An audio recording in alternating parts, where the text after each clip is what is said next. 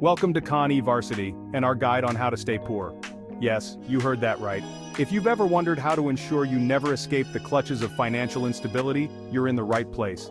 If you're tired of the rat race and want to ensure you never climb the financial ladder, this guide is tailor-made for you. Forget about promotions, raises, or any form of financial growth, you've come to the right place.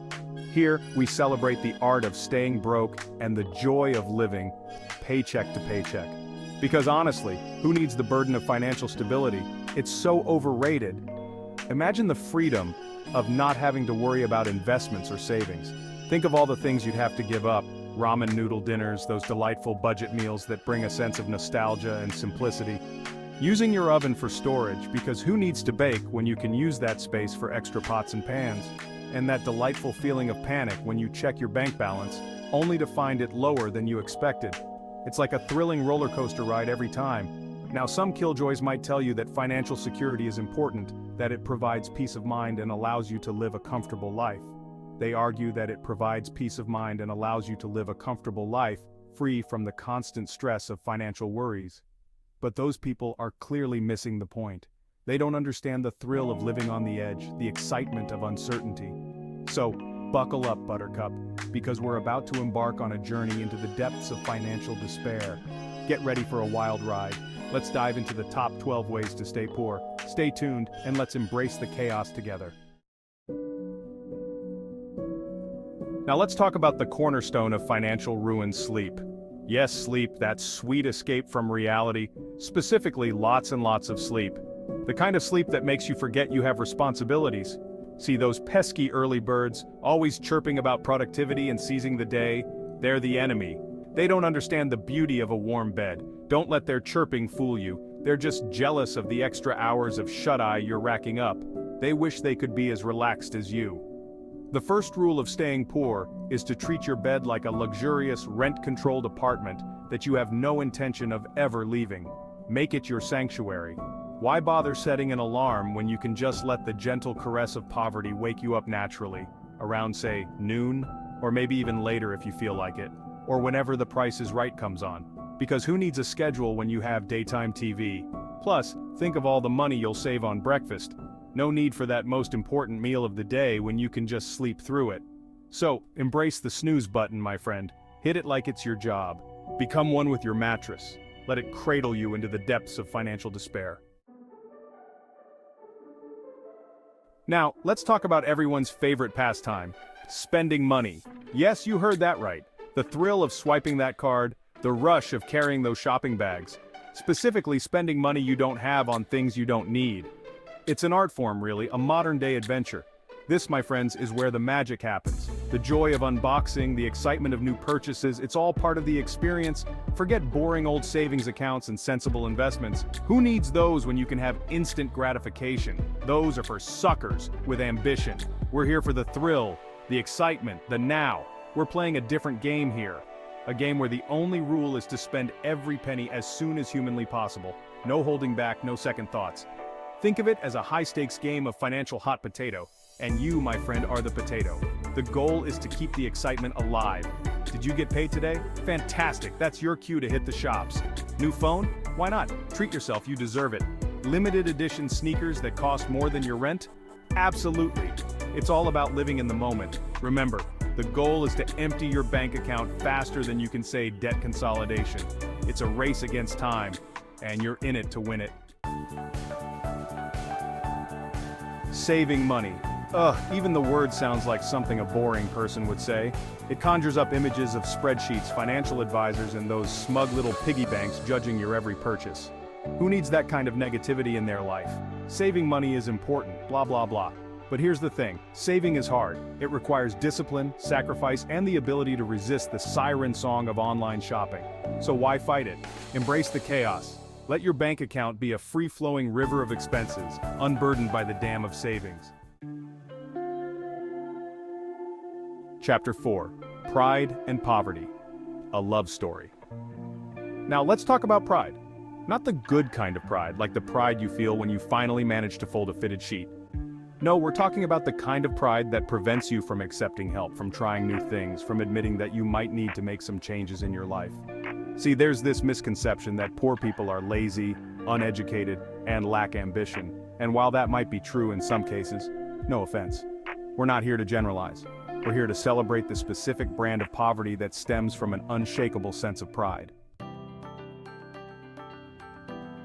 Chapter 5. Waiting for a miracle. Spoiler alert, it's not coming.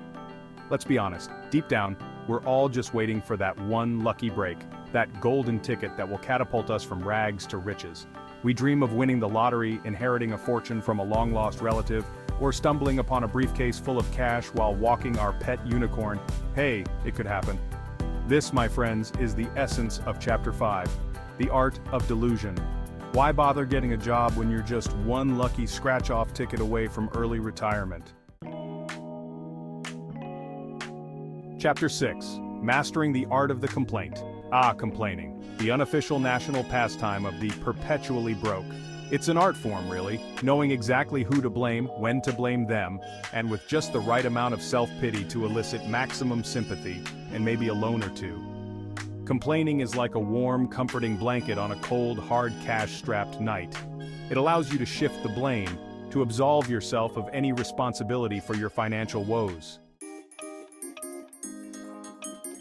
Chapter 7. Overspending, the gift that keeps on taking. Now let's talk about overspending. It's not just a hobby, it's a lifestyle. A commitment to living beyond your means with the reckless abandon of a sugar-crazed toddler let loose in a candy store. Remember those pesky little things called budgets? Yeah, those don't apply here. We're operating under the firm belief that money is meant to be spent, and the faster you spend it, the less time it has to judge you for your questionable financial decisions. Credit cards? They're not tools of financial destruction. They're magical pieces of plastic that allow you to buy things you can't afford. Chapter 8. Dress to impress, even if you have to steal Wi-Fi to pay rent. Let's face it, nothing says I'm financially stable quite like rocking a designer handbag and a pair of shoes that cost more than a month's rent. Who cares if you're living paycheck to paycheck? At least you look good doing it. This, my friends, is the power of appearances. We're talking about embracing the philosophy of fake it till you make it. Except in this case, you're never going to make it because you spent all your money on designer labels. Remember, the goal here is to project an aura of wealth, even if it's as thin and unconvincing as a cheap gold chain. Chapter 9. Cars over homes. Because who needs indoor plumbing? Anyway, now let's talk about priorities. Forget about boring things like saving for a down payment on a house, investing in your education, or even having a fully stocked pantry. We're playing a different game here, a game where the only rule is to acquire the most impressive status symbols possible, regardless of their practicality or your ability to actually afford them. And what says I've made it more than a brand spanking new car? Not just any car, mind you, but a gas-guzzling, head-turning, bank account-draining chariot of dreams. Forget about fuel efficiency, practicality, or even having a place to park it. Chapter 10. Spoiling your kids, because misery loves company. Children, the ultimate financial drain. But hey, at least they're cute, right? And what better way to show your love and affection than by showering them with every toy, gadget, and designer outfit their little hearts desire? Forget about teaching them the value of hard work, saving, or delayed gratification. We're raising a generation of mini-consumers, trained from a young age to believe that happiness can be bought, and the more expensive the item, the better. Chapter 11. Entertainment. Because who needs a savings account when you have Netflix?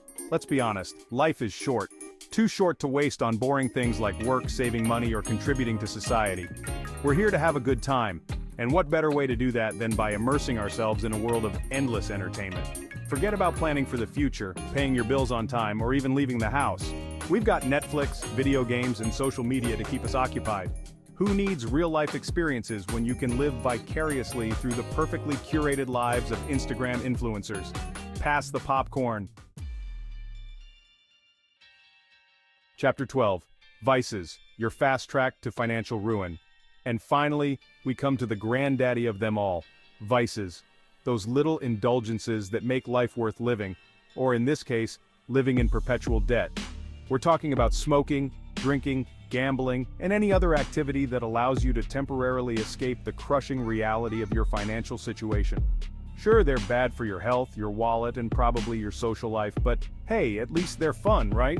Embrace your vices, my friend. Let them consume you like a pack of cigarettes on a windy day.